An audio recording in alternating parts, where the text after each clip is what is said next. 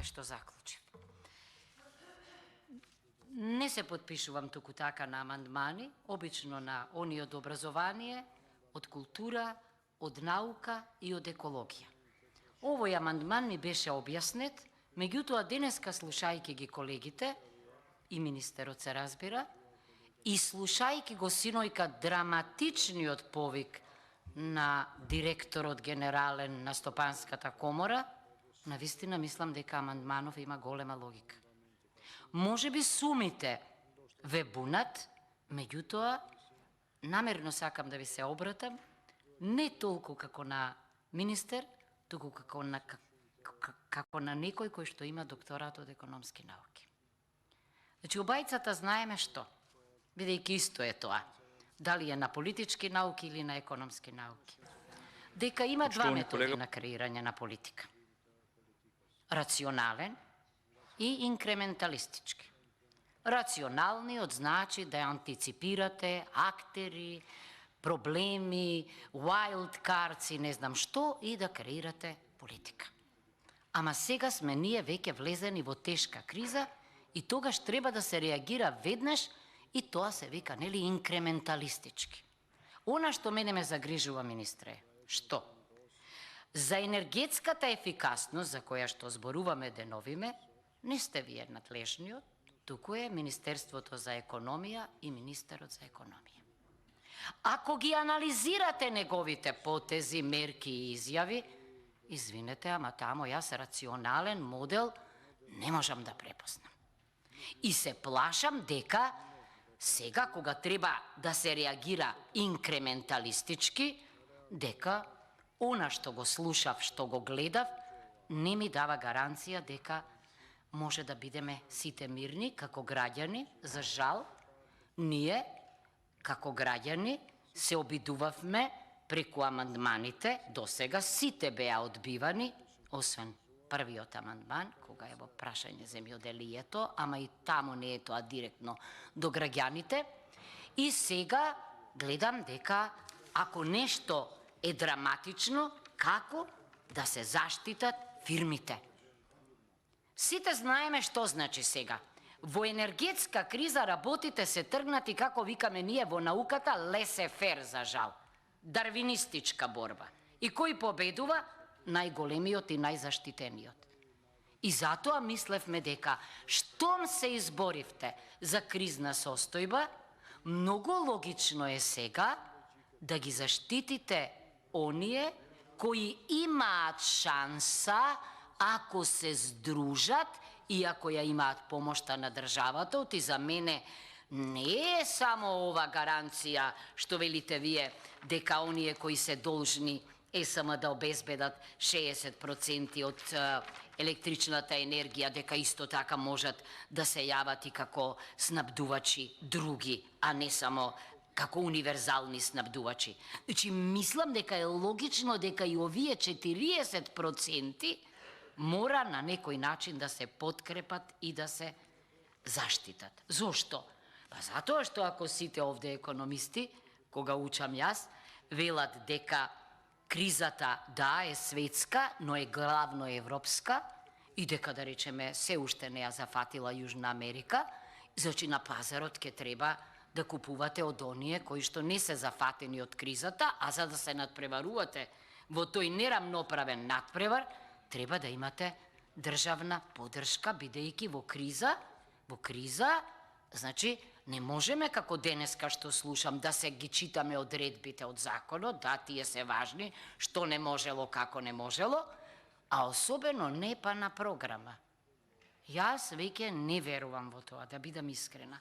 Затоа мислам дека вие, како некој кој што знае како е во реалноста, а не само во науката, треба, значи, не само ова што денеска го образложивте дека имате стратегија и за снабдување во краен случај, меѓутоа сега се исплашив кога чув дека 3 месеци е обврската да ги поддржувате фирмите и да ги подпомагате.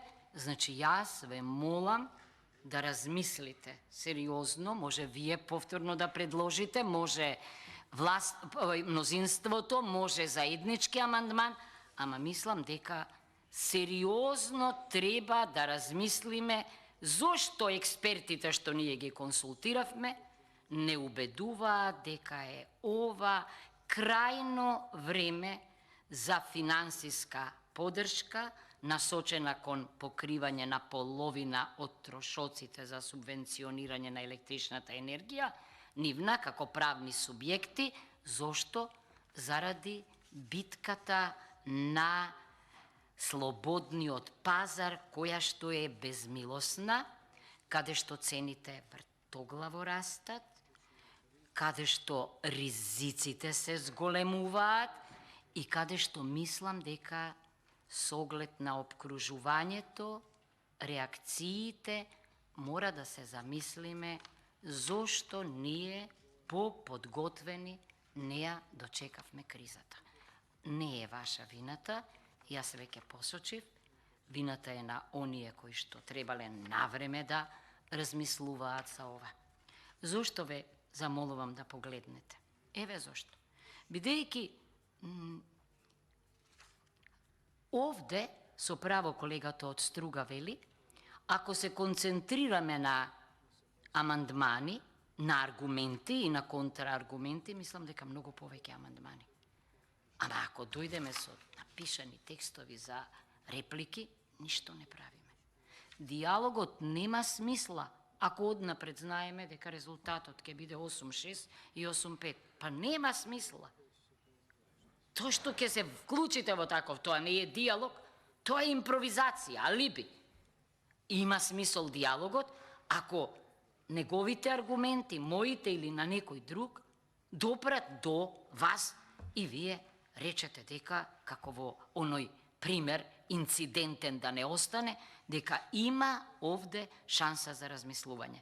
Или дека има обврска за размислување по она што го чув јас вчера, дека се заканува пат до мерка на затворање на фирмите. Тоа не го велам јас, тоа го вели господинот Пешев, а мислам дека заслужува неговото предупредување да се размисли. Затоа очекувам од вас кооперативност, очекувам не само да прифатите во видоизменета форма во голема мерка од 600 на 200.000, не знам дали е тоа и, но сепак се јавува нова институција, интервентен фонд, туку да покажете дека политиката на владата за буџетот во голема мерка води сметка и за амандманите на опозицијата, кои не се само нејзини амандмани, туку секогаш се соработка со експерти во оваа област, бидејќи нив ги нема овде, нели? Не можеме заради ковид, велиме сите да ги повикаме. Значи, барам одговор од вас. Дали не мислите дека и овие 40% покрај универзалниот снабдувач ЕСМ од 60%, бидејќи тој навистина е најважен во снабдувањето што го поддржавте и со право, не треба да добијат помош за да може да помогнат во кризата која што не знаеме какви размери ќе има, бидејќи не зависи само од нас, ама еве, ако ние не бевме спремни како политика, тогаш дајте барем оние кои предупредуваат да бидат подпомогнати за да можат потоа нам на сите да ни помогнат. Бидејќи ако пропадне, се плашам јас дека помошта за која што ја наведувате за семејства, за поединци и така натаму, не ќе може да се употреби, зашто што ќе правите со тие средства ако нема енергија, ако нема струја? Затоа ние зборувавме за некои други форми кои што се потребни. Но еве вие сте на